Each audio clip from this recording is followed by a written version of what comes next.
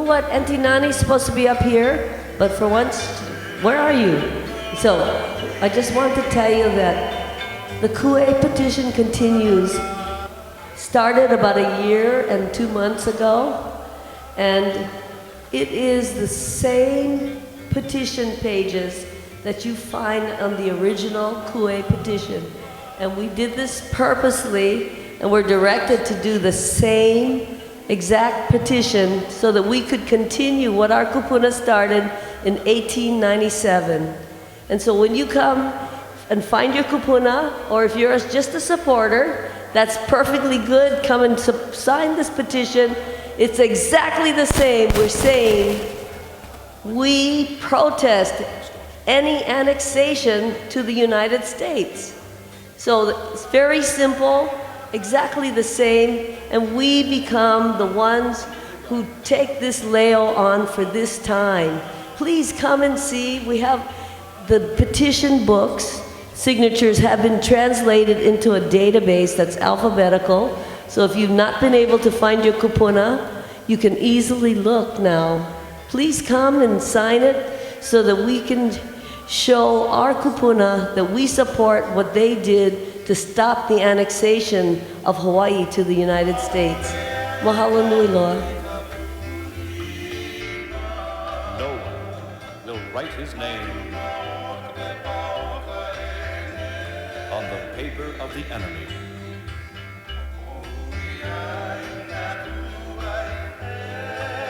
With its sin of annexation,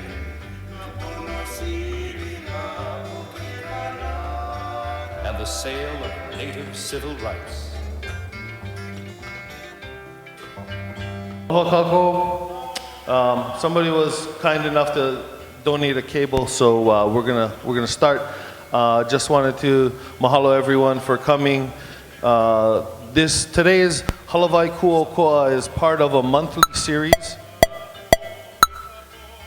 that will be going on over the next 6 months, and so we'll have continued community presentations talking about various topics related to Hawaiian independence and Hawaiian history as part of an educational series brought to you by Hui Aloha Āina o Kauai, which is the Patriotic League of Kauai.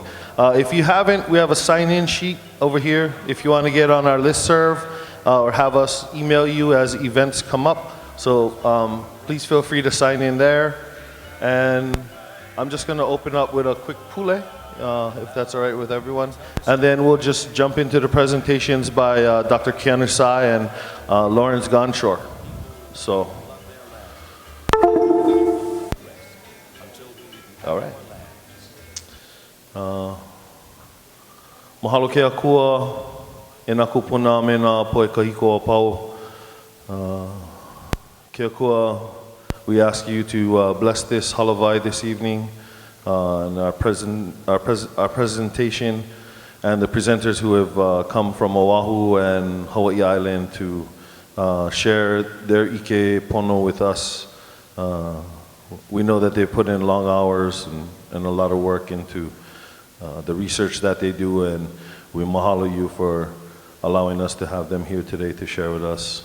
We ask you to bless each and every one of us here as we leave, and our ohana, that we may travel safe and enjoy the information that was presented this evening. Amama uono. So at this time, I'm just going to introduce our presenters tonight. We have Dr. David Keanu Sai, and I believe we have a lei for him someplace. Do we have a lei someplace? And Lorenz Gonschor. Keanu is a founding member of the Hawaiian Society of Law and Politics, which is a registered independent organization of the University of Hawaii at Manoa. Lorenz is also a member of that RIO. And they've both done original research relating to Hawaiian history. They're both in the political science department, or were. Keanu's teaching now within the university system, and Lorenz is what they call ABD. He's finishing up his dissertation and defense, I believe, next month. Congratulations on that, Lorenz. And they're going to be sharing some of their research with everyone tonight. And so if anybody has any questions, I'll be moderating. the question and answer session, which will follow after the two presentations. So we have index cards. Kalai, can you raise your hand? Kalai will, if you have a question, there's index cards next to Auntie Debbie over here, or you can just raise your hand and Kalai will come around and you can write whatever questions you like on those index cards, and they'll be collected and we'll go through a question and answer session following the presentations. Mahalo. Lorenz, you going first? Yeah, all right.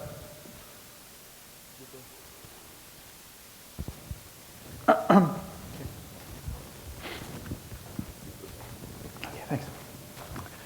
Okay, aloha mai kākou. Yeah, thank you, Shane, for setting this up and for inviting me here to share my research with you folks here on the island of Kauai. It's a pleasure. I'm really feel really honored that that opportunity was given to me. So I want to just briefly give kind of an overview of what I've been researching over the last couple years about the history of Hawaii. A lot of this might be familiar to most of you already, but I'm sure there's some details that you are not familiar with.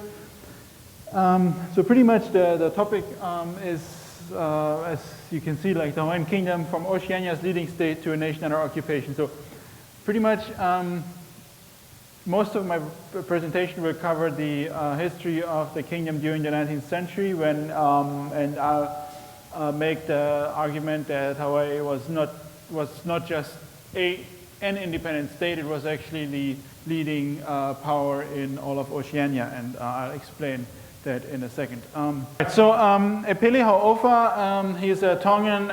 He passed away a few years ago, an anthropologist from Tonga. He also served as the private secretary of the late king of Tonga, so he has, you know, that unique perspective of being both a scholar and also being actually involved with a Polynesian monarch.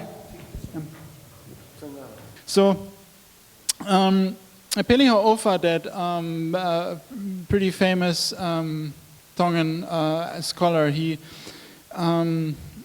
in 1993 he published that essay Our Sea of Islands, where he makes the argument that the Pacific Islands should be looked at not as small isolated islands in the far sea, but actually if you look at the islands plus the ocean surrounding it, and then you look at it and what you actually see is like a great maritime civilization, and actually one of the largest civilizations ever existing on the face of the earth. And not just historically, but he makes the argument that even today you need to look at Pacific Islanders, people of Oceania, which of course includes Hawaiians, as you know, if you look at the diasporas too, like if people leave the islands and they live overseas, it doesn't mean they're away, they're like in exile. It just means that Oceanian migrations and the kind of global imprint of the Polynesian people on the world continues, just like it did in ancient times. But what's interesting, and now where all this goes back to Hawaii and where it puts the Hawaiian Kingdom back on the spot, is that when he had that vision that led to this essay, and he describes it in it, he was actually having exactly that view. He was driving between Mauna Kea and Mauna Loa, and he saw those huge mauna, and he suddenly got that epiphany. So again, my understanding or my interpretation is that it was actually like the kings of Hawaii who inspired him. You know, he was driving through the kingdom, and you know, all the spirits of the past mo'i were there to inspire him. So that's just like the opener, but on the next slide, just we go briefly over the history. So as you all know, the Hawaiian Kingdom, what really makes it special in Oceania is that it was the most stratified society of all of Oceania. Hawaii actually had a state type of society even before.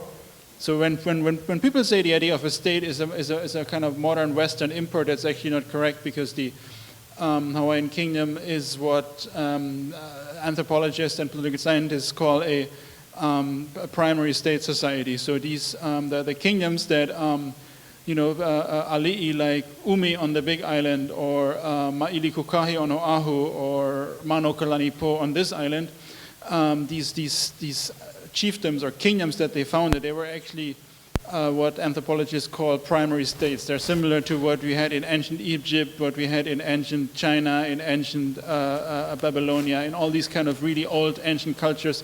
Something like that was there in the Hawaiian Islands already.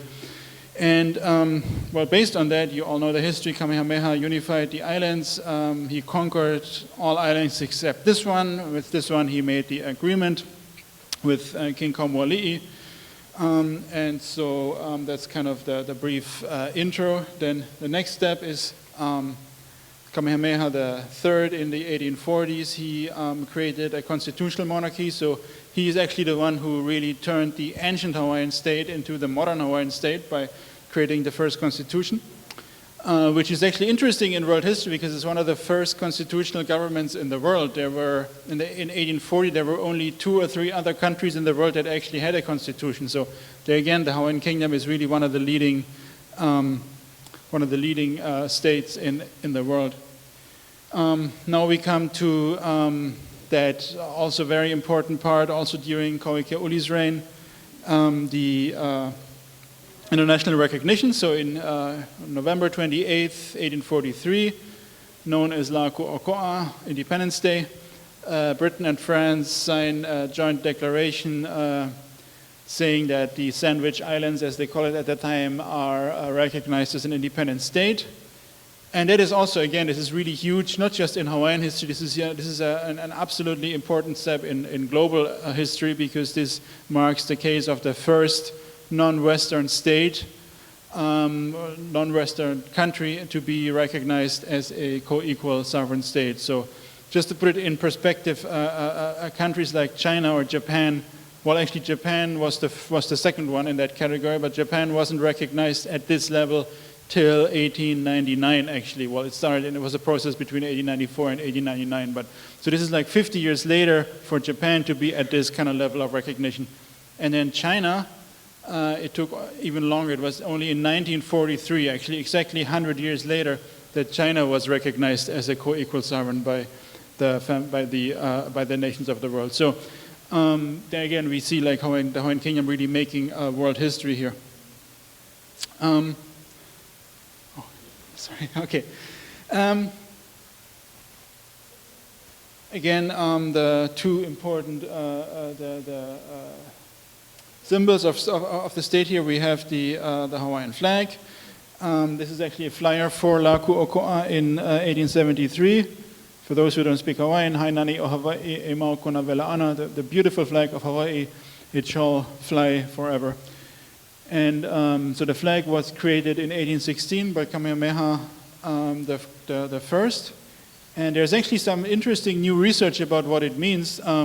The flag,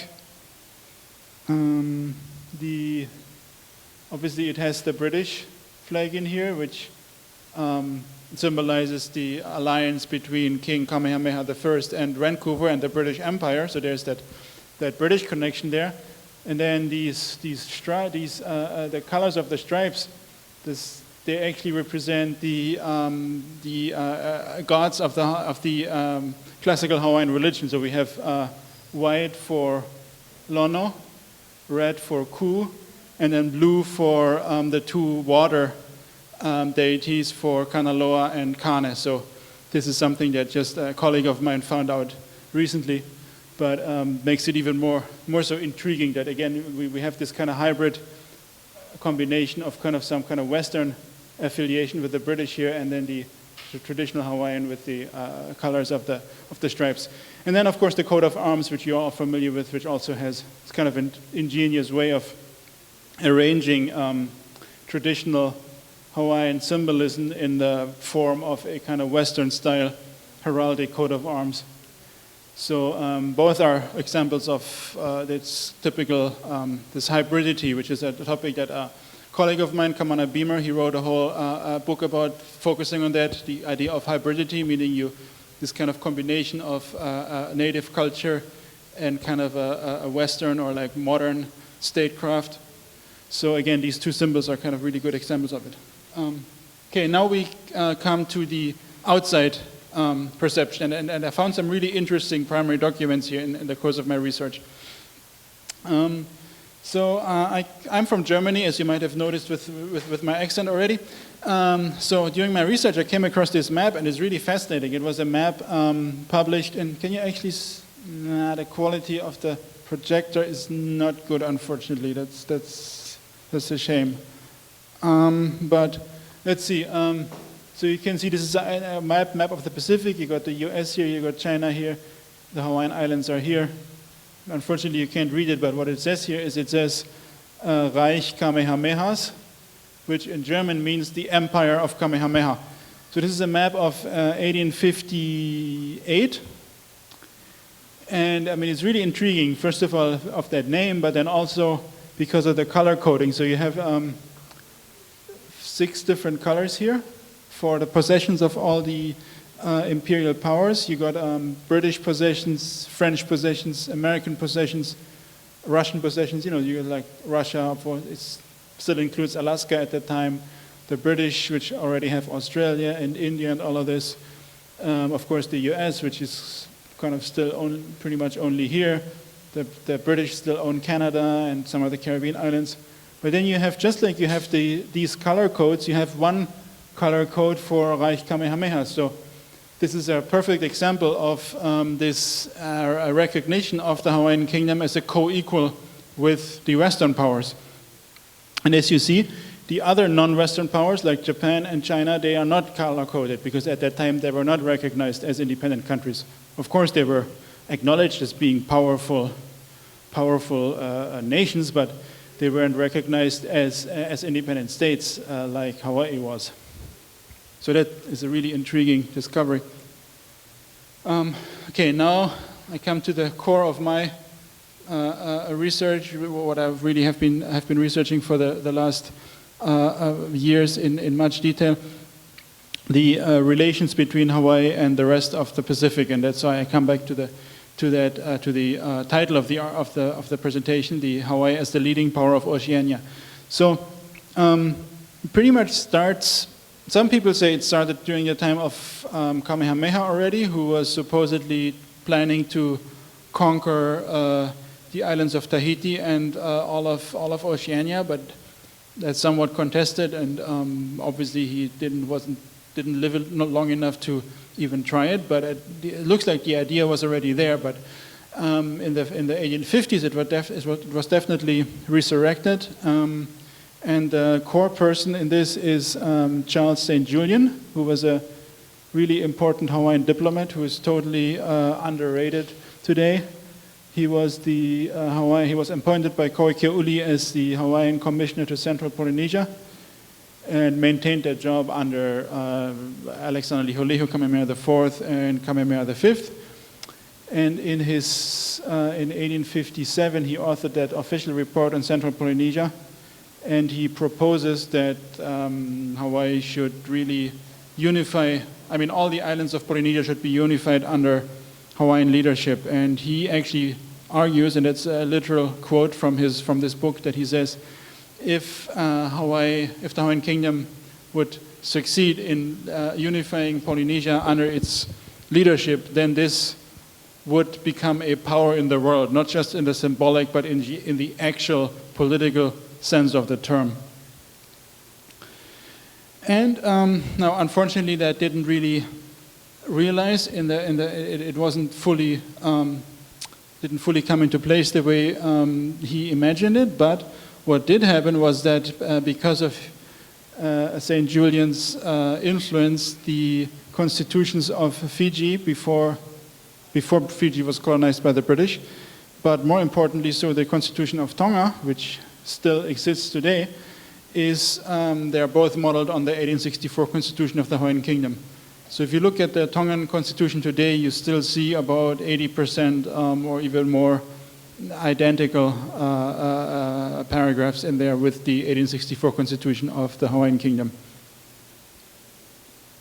Okay, and then now we come to fast forward to Kalakaua's time, and that's when the idea of a Polynesian Confederation under Hawaiian leadership really took off again.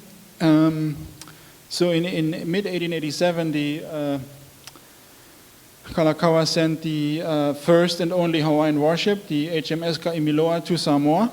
And he also sent, somewhat previously, he had sent a Hawaiian embassy consisting of Bush, John E. Bush, who some of you might be familiar with. He was a very famous newspaper editor. He was really involved in the anti-annexation petitions and the Hui Aloha Āina, all that resistance against the overthrow and annexation. He was one of the main guys, but few people are aware of his previous career, that he was actually one of the top diplomats of the kingdom, and he was sent to the King of Samoa, and that's Malietoa Laupepa of Samoa. And they were actually signing a treaty of confederation between Hawaii and Samoa in 1887, so that the Hawaiian-led Polynesian Confederacy was actually starting during that time. So they were implementing it actually. It was also in this context that the King of Hawaii created the Royal Order of the Star of Oceania, which was also in this context of promoting the idea of Hawaii unifying all of the Pacific Islands. And this is also some really interesting quote. Just think about what could have been, one of my colleagues, Kamana Beamer, who I already cited before, he has that term in his book, the kingdom was a vessel of potential. Not all the potential was fully realized, but much of it was. So one of these really big potentials that the kingdom had was this idea of unifying Oceania. And one of Kalakaua's advisors, Moreno, he made this really interesting statements. He came to Hawaii via the U.S., so he was somewhat familiar with the U.S., but he obviously wasn't a pro-American. He was very pro-Hawaiian. But he used that concept, and he said, Honolulu is going to become the monarchical Washington of Polynesia or of Oceania, where all the delegates of the islands would convene in Congress. So that's this idea. And again, if you look at these buildings, just think of them as buildings of a future imperial capital, not just the capital of the Hawaiian Kingdom, but of actually the imperial capital of Oceania. So this is really what you have in front of you if you are in the government district of Honolulu. And now we go a little bit back in time, but still under Kalakaua's rule. I also looked into much detail of the trip of King Kalakaua around the world. As many of you might know, he was the first head of state ever in world history to circumnavigate the globe. Nobody had ever done that before. And on his trip, what's really of very specific importance is the meetings he had with the rulers of East Asia and Southeast Asia that he met. Japan, China, Siam, which is now Thailand, Johor, which is now part of Malaysia, and those four mainly. And so while he was there, while he was in Tokyo, he suggested not just a Polynesian Confederation, but actually an Asia and Pacific Confederation under a kind of joint Hawaiian and Japanese leadership. So that was also an idea of King Kalakaua. And again, this is really interesting because it also predates this ideology that is known as Pan-Asianism, which later in the 20th century was promoted by many of the leaders of some of the Asian nations, that Pan-Asianism in the sense of unifying all of Asia to fight against the Western colonial powers. But again, very few people realize that really the first person who had this idea and who actually brought this idea into Asia was not an Asian, but he was a Polynesian, namely King Kalakaua, who made that suggestion to the Meiji Emperor in 1881. Sorry. This is a picture of him. So unfortunately, we don't have a picture of him and the Emperor. I have found some evidence that that picture was actually taken, but I haven't been able to find it anywhere. The only one that I have that just shows him with two of the more kind of three of the middle-ranking Japanese government officials. But can't wait till eventually, hopefully, one day in my life, I'll find a picture of him and the emperor, actually. Another thing that very few people realize about the Hawaiian Kingdom's global importance is that its influence is exerted on China. And not so directly, but indirectly through the person of Sun Yat-sen. So many of you might be familiar with Sun Yat-sen being the founding father of modern China, but very few people realize that he actually went to school here in Hawaii during King Kalakaua's reign. That was between 1879 and 84, I believe, or 83. So like right during the time of Kalakaua's reign, when all of this kind of pan-Asianism, pan-Oceanianism, all of these kind of things reached its climax, he was there and he was being schooled at Iolani School. And he was the he was the second best of his class, and King Kalakaua personally came to his graduation and gave him that prize, that graduation prize.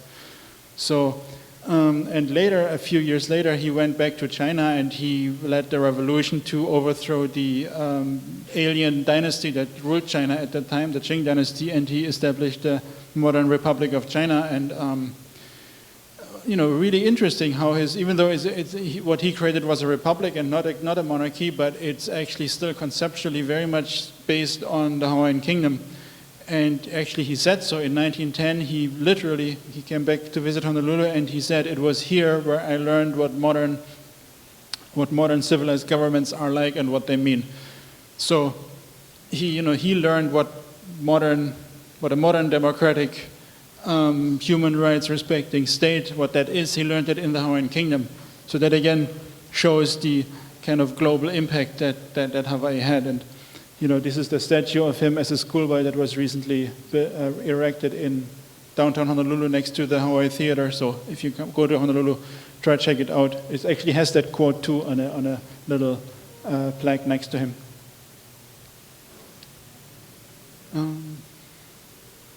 Okay, now let's just go through some statistics of how globally connected the Hawaiian Kingdom really was. This is a document I found again in the archives, more like by accident.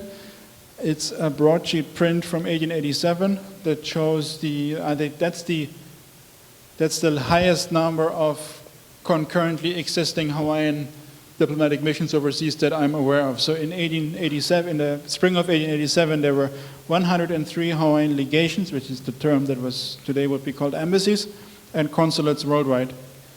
And reciprocally, there were 20 foreign legations and consulates in Honolulu. So I mean, this is huge, for a country with about 100,000 people, having 103 diplomatic missions overseas at a time is like absolutely enormous. Just as an example, just within the US, they had one in almost every major city in the US, they had a Hawaiian consulate. And they had in Britain, Liverpool, Birmingham, London, everywhere, several cities in Germany. I mean, it's just mind-blowing to see how much the Hawaiian Kingdom was present in the world. Oh yeah, and so I have a few of those consular stamps here that you can see. Just in the Asia Pacific, this is the Hawaiian legation of Hawaii in Japan, Royal Hawaiian Consulate Bangkok, Kanikele Hawaii Ma Fiji, the Hawaiian Consulate in Fiji, Hawaiian Legation Southern Polynesia, Hawaiian Commission for Polynesia, this is St Julian, Hawaiian Commercial Agency in Jaluit and the Marshall Islands. So, we're talking about Micronesians, coming to Hawaii today, and this is being kind of a news thing and a strange thing. No, it's not. Hawaii had actually a consular agency in the Marshall Islands even before the Marshall Islands became a German colony when they were still independent. So that's kind of interesting. Hawaiian consulate in Tahiti, Hawaiian consulate in Samoa. You can't really read it here, but that's what it says. Hawaiian consulate in Singapore. So this is just Asia Pacific. Now we go to the Americas, just a few examples here. Legation, Washington, D.C., Hawaiian consul, Kanikele Nui, like consul general in Chile, Hawaiian legation in London. Here we got the consul general in San Francisco, Tasmania, which is now Australia. Here again, Kanikele Hawaii Ma Tasmania. Kanikila Hawaii ma Liverpool. And then in Europe, continental Europe, we get Hawaiian legation in France, Hawaiian consulate Marseille, Hawaiian consulate Rouen. These are all smaller cities in France. Amsterdam in the Netherlands, Dordrecht, another city in Netherlands, Göteborg, Sweden. This is Liège in Belgium, Ghent. So just in the tiny country of Belgium, Hawaii had 4 different consulates and legations. Well, next thing, we have international treaties, and I mean, some of you have studied Keanu's work, have already probably seen some of those. These are just, I'm trying to compile them all onto one picture here. These are all the countries that Hawaii had made treaties with. And as you can see, these are all in the state archives, and they all have the official seals of these countries. Some of them really elaborate. You can see that, like, these are like, I mean, just the seal alone is worth, like, I don't know how many hundreds of dollars at that time, and hundreds of thousands probably today. And then Hawaii also joined the Universal Postal Union, which was the first international organization. So remember, at that time, there was no UN, there was no League of Nations, but there was something close to it, which is the Postal Union that was set up to facilitate postal service, yeah, so that you can actually stamp, you can buy a stamp here, put it on your letter, and then send it halfway around the world.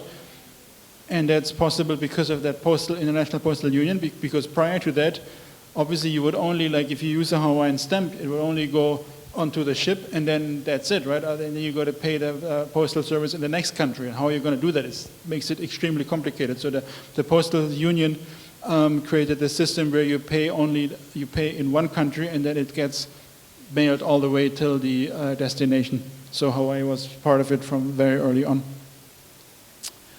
Well, now we come to the sad part, how, you know, as Kamana says, the vessel of potential was there. It was very far developed, as you have seen, but then we get this kind of the Kaumaha stuff happening here.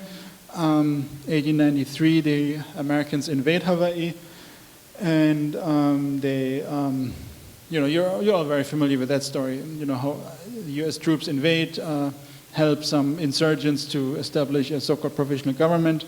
And all of this violates international law, violates the treaty that there was between the U.S. and Hawaii. And the Queen was very smart. She was very well versed in international law, so she did exactly the right thing. She didn't fight back, which she would have lost, and then she would have lost everything, but she temporarily yielded her authority so that the United States would reinstate her upon learning what was transpiring. After an investigation, Cleveland made an executive agreement to restore her. But unfortunately, because the Congress was hostile to him, he couldn't implement it. And then, what am I writing here? Just want to, I don't want to contradict myself to what's on the thing. Yeah, and then so until today, the U.S. has not implemented that agreement, but the agreement still stands, and so that's where pretty much we have to go from now. Now in 1897, Cleveland's successor, McKinley, who is a really convinced imperialist, he actually does, you know, plans the annexation of Hawaii. And again, we get a lot of agency by the Hawaiian subjects and the Queen. We get the Queen's personal protest, but then also the famous Kū petition that, you know, and as the lady who was just here said, it's still going on. And there's a table over there where you can put your own signature under it. But that petition at the time was really successful because it prevented that annexation treaty that McKinley had set up with the insurgents in Honolulu. That treaty failed ratification in the Senate, so there is no treaty of annexation because of that. Now, unfortunately, during the Spanish-American War, the U.S. then became really desperate to get Hawaii, and they created that joint resolution, which is an internal domestic law of the U.S. It doesn't have any force beyond the borders of the U.S., according to the U.S. Constitution. But nonetheless, they used that to purportedly annex Hawaii and supposedly annex Hawaii through that joint resolution. And so that's the legal part, and I guess the more kind of moral, democratic kind of point of view is also that it was done against the vast majority of the population of Hawaii. There's an estimate at that time that said that even of the foreigners, like meaning the haole, meaning the non-natives living in Hawaii, only a very tiny fraction wanted annexation. Even of the 2,000 people of American ancestry living in Hawaii, the majority didn't want annexation.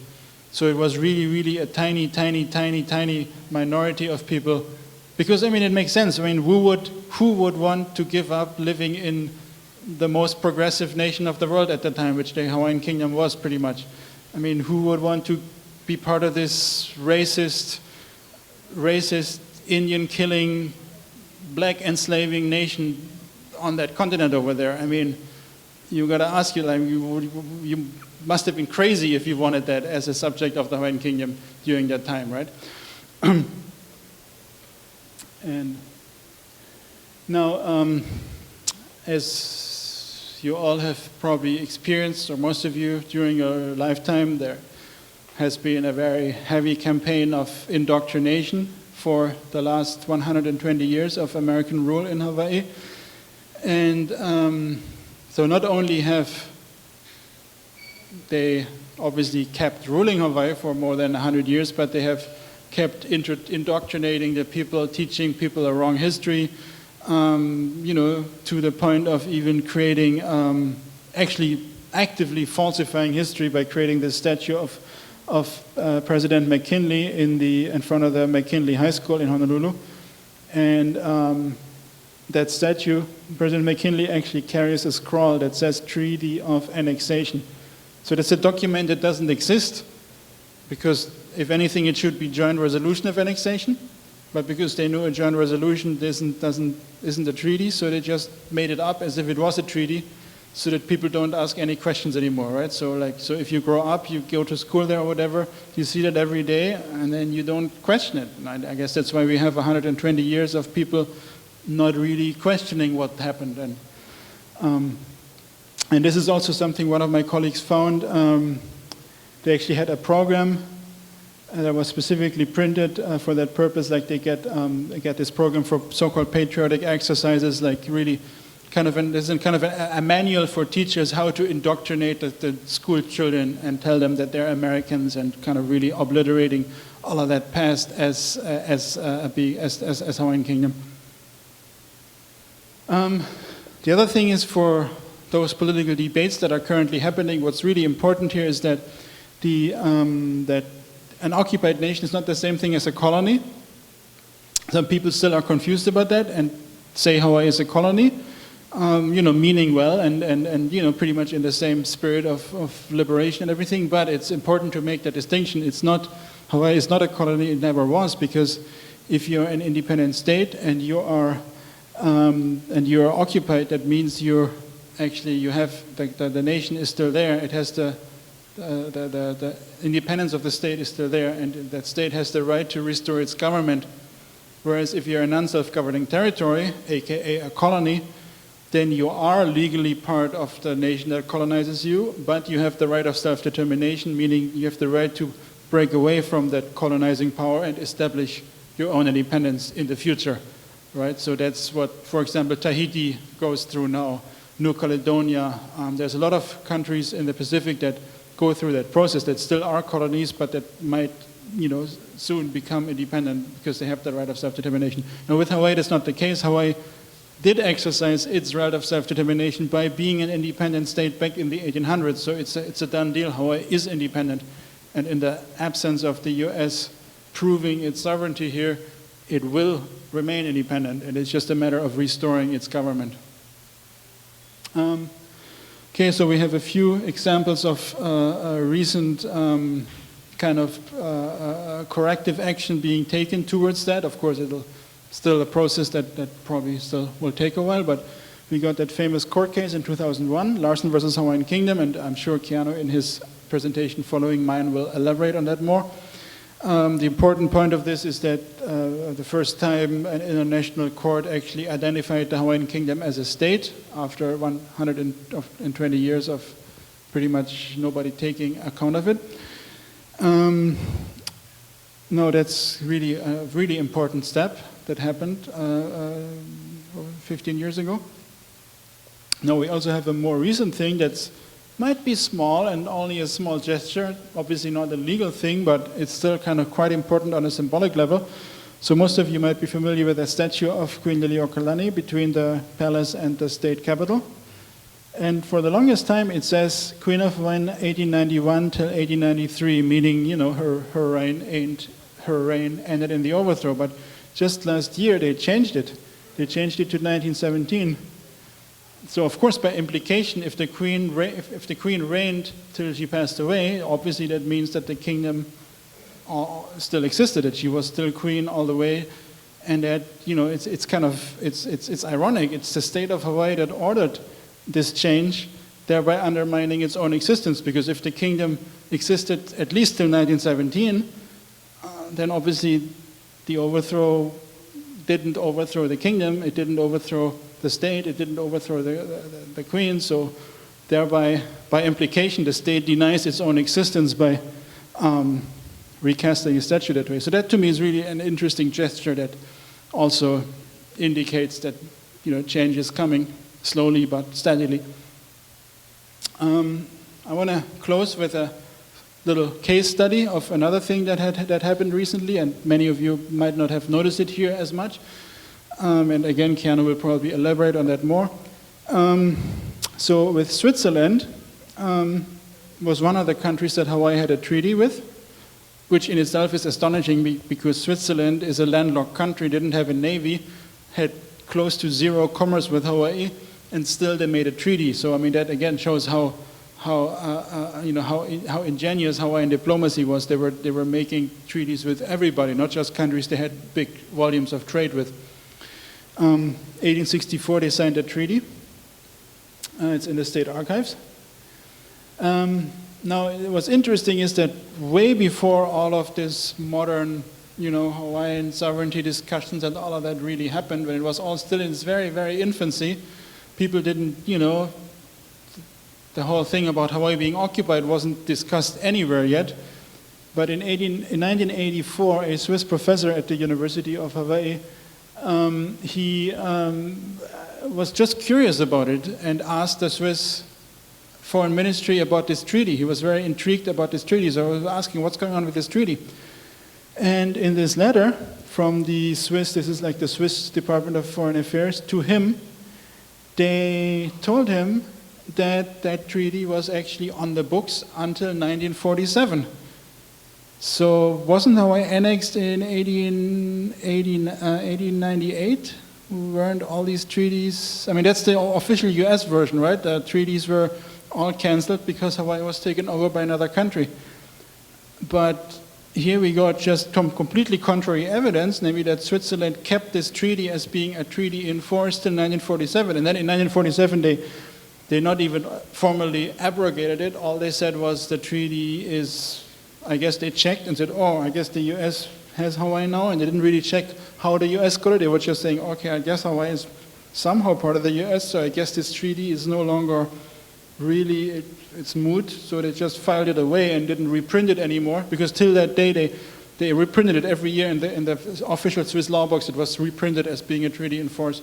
So that's kind of really interesting. So we see, like, 50 years of the supposed US annexation of Hawaii having no effect whatsoever on the Swiss-Hawaiian relations. Now, very, very much more recently, this now all resurfaced because there has been a court case. It's quite complicated. I can't really go into all the details, but pretty much it's about a Hawaiian living here and a Swiss citizen living here. And they are both pressing charges against obviously the US government officials, but also against Josef Ackermann, who is the former former CEO of Deutsche Bank, one of the biggest German banking corporations, but he happens to be a Swiss citizen. He's actually resident in Switzerland. So they're pressing charges against those guys for war crimes tied to the occupation of Hawaii. So as far as I understand, this case is still going on. The Swiss authorities are trying to stall it because they don't want to get in trouble with the US for foreign policy reasons and all kind of things, but they can't deny that the treaty is still there. I mean, if their own records say they had it on the law books till 1947, and then it was just filed away and never abrogated. And so the leading Swiss newspaper, Neue Zürcher Zeitung, which is kind of like what the New York Times is for the US, this one is for Switzerland. So they came out on 19th of April last year with this long, very detailed article.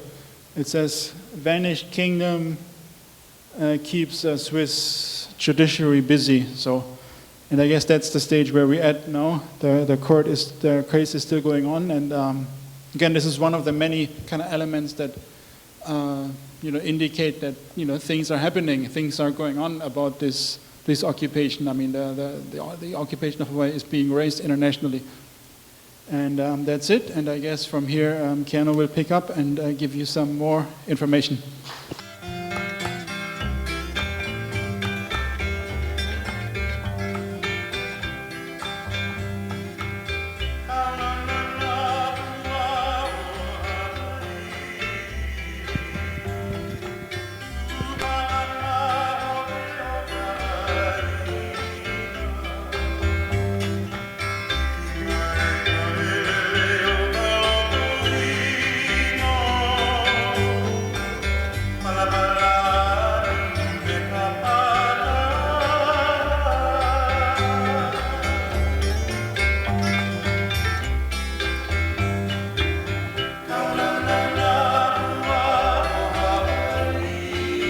Famous are the children of Hawaii.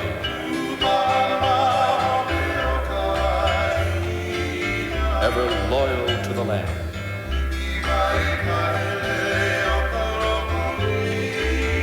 When the uncaring messenger comes,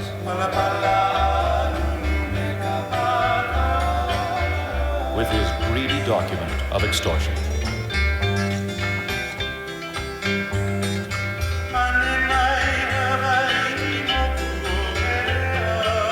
From the Big Island, Keawe answers. Help also comes from Iilani.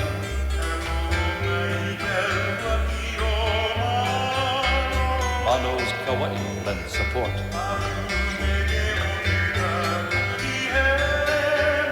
And so do the sands of Kamehameha.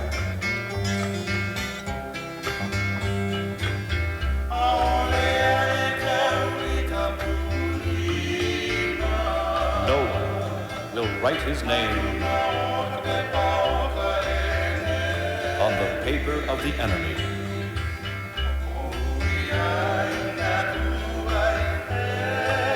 With its sin of annexation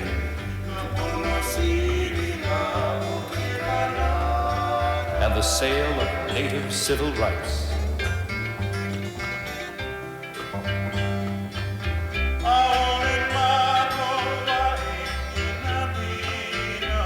Do not value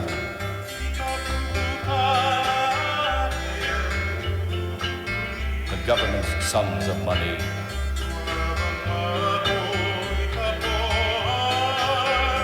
We are satisfied with our stones, the astonishing food of the land.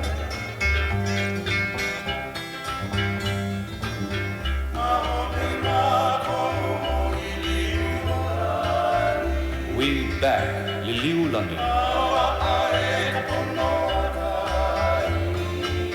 who has won the rights of the land. And now we tell the story again